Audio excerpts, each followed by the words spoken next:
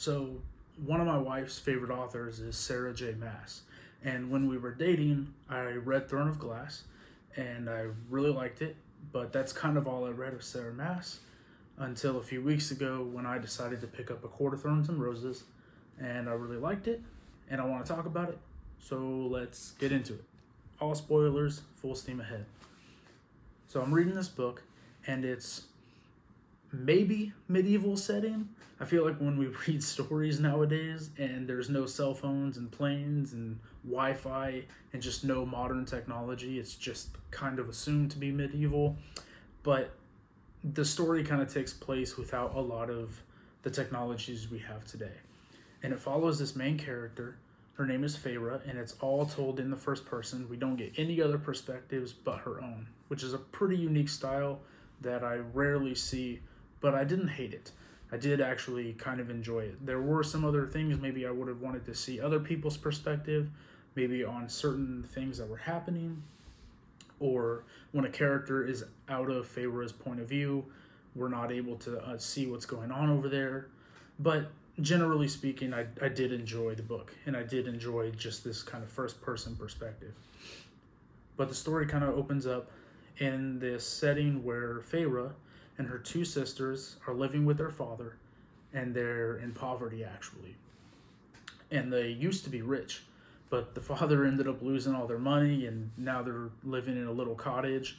And Feyre, who promised her mother on her deathbed that she would take care of her family, a lot of times goes out hunting to bring food for her father and her sisters. And one of the times she's out hunting, she ends up killing this wolf.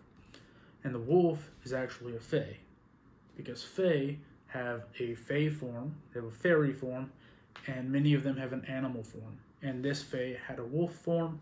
She ends up killing the wolf.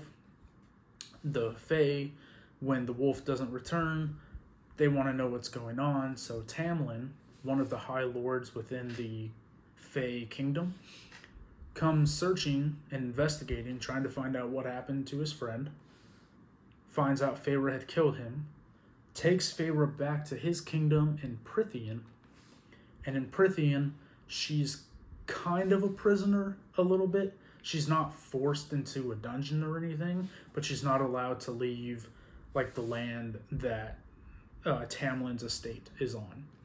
So she kind of spends her days maybe doing chores or painting. Sometimes she'll wander the grounds a little bit.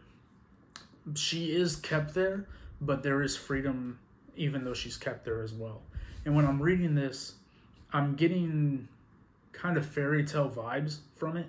And that's just kind of all I picked up on it was, this feels very fairy tale. I wonder, is she trying to create a new fairy tale? Is it based off something else?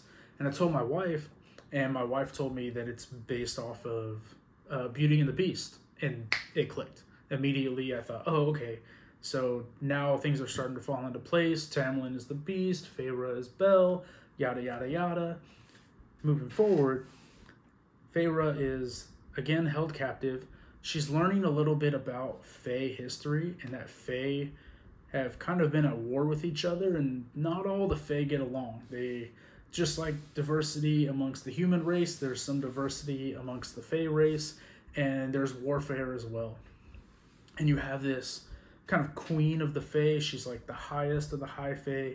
Her name is Amarantha, and she ends up taking Tamlin away from his estate.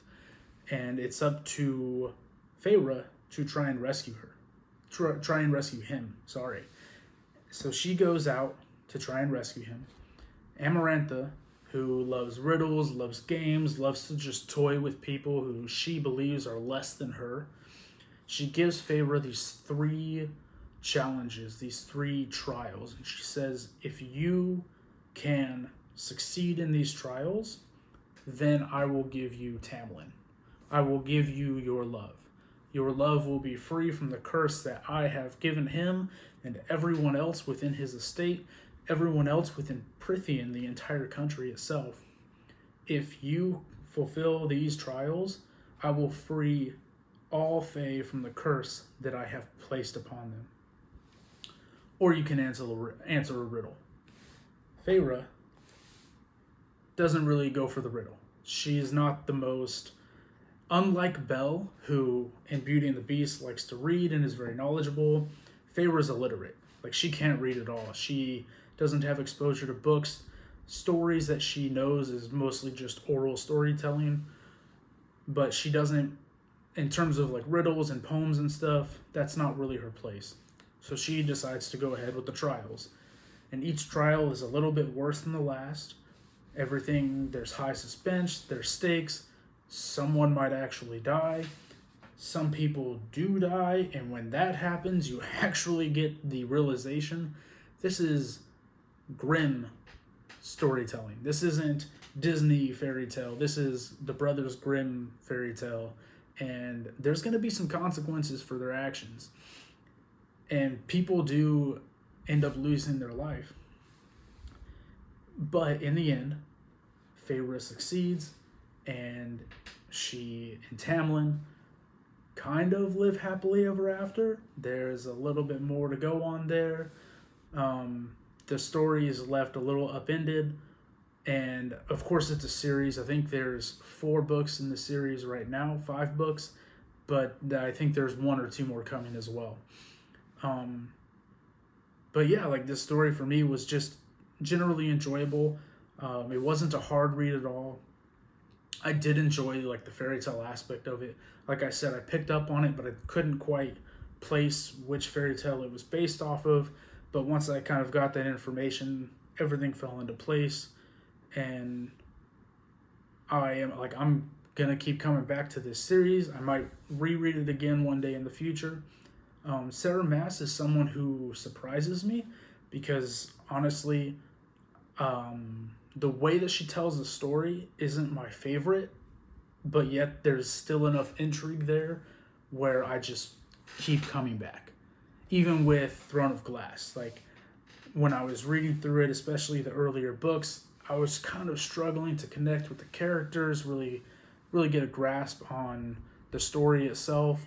But by book 3, like, I was hooked, and I read it all the way through. Like I said, I really enjoyed it. Sarah Maas, again, is surprising me, which I like. Nobody wants to read a book they don't like. So those are my thoughts on A Court of Thorns and Roses by Sarah J. Maas. Let me know in the comments what you think.